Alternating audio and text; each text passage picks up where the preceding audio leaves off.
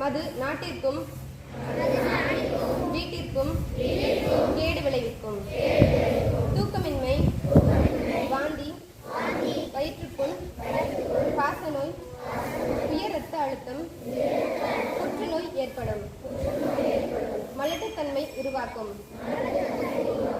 கண் பார்வை மங்குதல், கை கால் வலி உருவாக்கும். மூளையும்